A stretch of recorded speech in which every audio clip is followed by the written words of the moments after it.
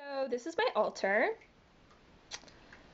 As you can see, it's on the top of my dresser. Also, please ignore any mess you may or may not see in the mirror, or if I have an awkward camera moment, I apologize. My room is it's always a mess. I can't help it. Anyways, so I guess the best place for me to start will be in the middle here. So if you watched my previous altar tour video, which I did a really long time ago, but if you watched that, then you'll notice that this centerpiece was on that also.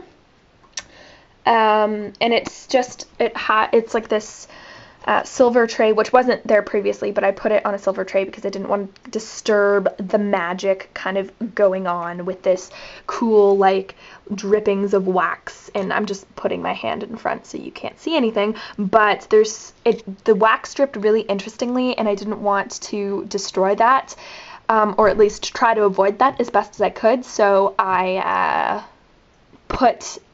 moved it carefully onto this silver tray, and it has obviously each element in their correct cardinal position. I have a northward facing bedroom, so that's lucky for me. I always know where north is.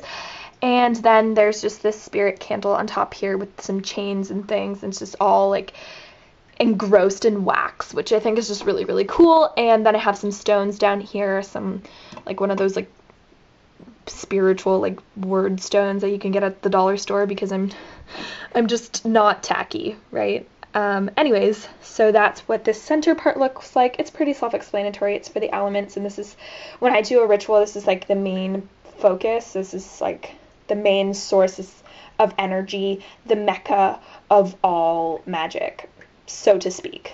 And anyways, moving on to over here. Right there, I have a little like altar shrine to fire, and I have one on each like side or corner of my bedroom for each of the elements. Yeah, I'll do a separate video on that if you want me to do that. I'm not going to go into too much detail about the fire little altar. Right here I have some dried out flowers that I've been keeping for years and years and years. These flowers right here are wildflowers that I've had honestly since like 2009. And then here are some roses that my boyfriend gave me when I was in a play, and he came to see my show, which was just really, really sweet. And that's when we weren't dating, so it's like, daw, cute. And then there's just some other miscellaneous flowers in there from people, and I really like to keep them. And yeah, that's that. And then right here I have a little fish tank, and it does have a fish in it. It's like horribly, horribly dirty. There you can see the little guppy, and his name is Jeff. It's just an atrocious name. If I could change his name, I totally would, but I've been calling him Jeff for like a year now, and honestly, I got these fish for a science project, and the Jeff is still living. It's been over a year, so I guess we're just meant to be.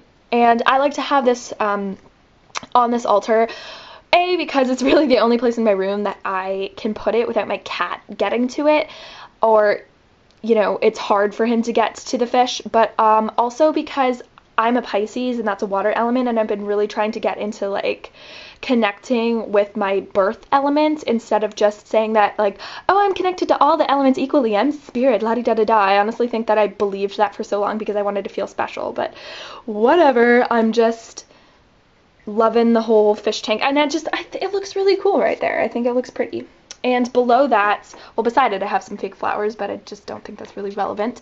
And below that I have some S-Spot candles, which I don't do S-Spot rituals or ceremonies very often, but when I do, I light the candle of whatever moon phase it is, or whatever moon phase it's going into. So on the opposite side, so like this is the maiden moon, and on the opposite side it's like there's a picture of the new moon, and then same with the dark moon over here. So that's what I like to do if I happen to be celebrating an S-Spot. Then over here I have some things to represent the elements. I have incense for air. They're not like in a specific order or set up in a specific way to be like a wheel or a compass or anything like that, just because I don't really have the space for that, and that's not really convenient, and I think that this looks nice and it works for me. So, you know, your altar, you just have to do whatever really works for you.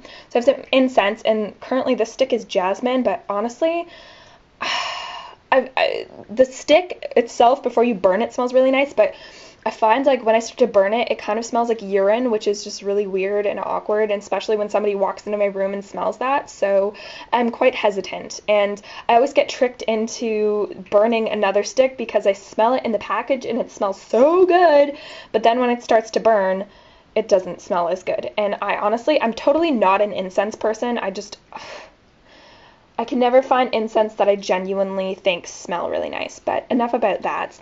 I also have a candle here for fire and a cup full of water that has some seashells and some rocks that I found at the beach, obviously representing water, and then some sea salt with a little stone that I found, a sea salt that can't speak at all. Sea salt with a stone in it that I found at the beach to represent Earth. There, that's all I needed to say.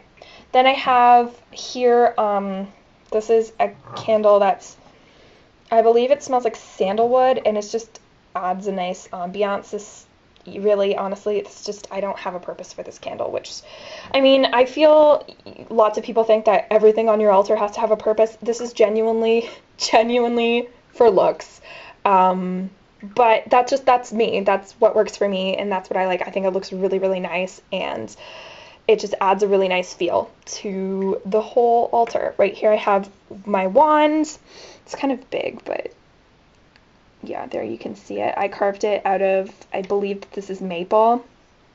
And, I mean, obviously it's going to be maple because I live in Canada, so, you know, what other trees do we have here? That's a lie, we have lots. But, it had this knot in it, and I just kind of carved around. I think it looks really cool. I don't use it in a lot of my magical workings, but I'm just trying to start to use it more. Here I have candles that are decorated with glitter, and I can show you how to make these. They're really, really fun to make. You just take a jar and some glue and some other cool ingredients, and I like this for the fairies because it's glittery and sparkly, and I just think fairies are good for invoking like inspiration and motivation and creativity and things like that. So that's really fun, and also it looks really pretty, and the candle that's inside of it smells really, really good. Right here I have some goddess candles, and this is Maiden, Mother, and Crone, and I obviously light them for those purposes. Sometimes I light one, sometimes I'll light all three. It really depends on what I'm doing in whatever ritual that I'm doing at the time. And then here I have this pentagram that just sits there, and it's for balancing and another element representation. Over here I have just another candle, and then this chalice that's silver, and it's a little bit tarnished, but I like the way that it looks. It also has a crack in it, so that's really unfortunate. But I just think it's really, really pretty, and I'll put things in there.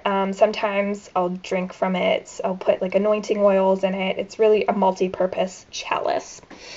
Right here I have some cool little bottles of glitter that I just think look really, really, really pretty, and I like to put them in some different magical things that I don't consume because I don't want to eat the glitter. I don't feel like that's healthy.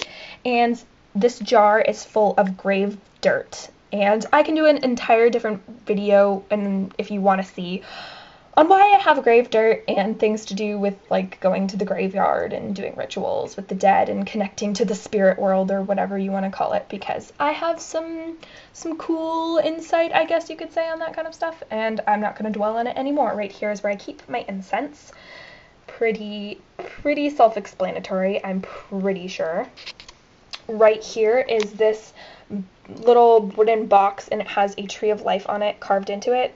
It's really, really pretty, and this is made out of mango wood, I believe, and my friend gave it to me for Christmas/Yule. And on top of it I have a clear quartz points, or little wand thing that you can go like this with, but I kind of just keep it there. And then 2 pieces of amethyst. One's a little bit more rough, one's like rough on the top and smooth on the sides. I want to get more crystals, but I just haven't got around to it yet. But I really like quartz because you can use it for clear quartz, specifically because you can use it for basically anything. And then amethyst I just think is a really powerful, excuse me, I think it's a really powerful stone, and it's just really pretty, and I connect really well with amethyst. And then right here I have my athame slash knife. It's just an old hunting knife. It's kind of an antique, and normally this will be in my hunting bag for when I go out exploring in the woods. I take this along with me a lot of the time just for different uses, and if you want a video on what I do out in the woods when hunting, I can totally make a video on that. It's really nothing special. I just try to make myself sound like Sam and Dean Winchester from Supernatural, which if you like that show, thumbs up because it's awesome. Anyways, right here I have another pentagram, and this one is colored like in correspondence to the elements, and if I'm working with a specific element, I will turn it to like so that element's color is on the top. So if I'm working with fire, then my pentagram will be turned like this. If I'm working with air, then I'll turn it like this, and so on and so forth. I just think it's a good way of focusing the energies of a ritual or a magical working that I'm doing, so that I can really connect with whatever energy I am trying to connect with, or whatever energy is associated with an element. That's how I use this, and it's just made out of popsicle sticks, and it's probably the most perfect pentagram I've ever made in my life. I don't know how I accomplished this, but it's just awesome to me because I'm usually they end up like this and they're just kind of wonky. Then almost finished. Underneath this little magical like pool here that I believe I got at Claire de Lune, and it's just you fill it with water and it makes mist, and you can put like essential oils in it. Currently I have this moon cycle oil, which is clary sage, geranium, chamomile, and rose, and it smells amazing, amazing, amazing. You could probably make this yourself. I get it at a local organic shop, and I'm pretty sure the lady who owns the shop puts these together. I'm not 100% sure, but this smells really awesome. But yeah, it's just something to just diffuse the scent throughout the room, and I think it's cool and creative, and it involves water, which I'm a water element, so yippee for me.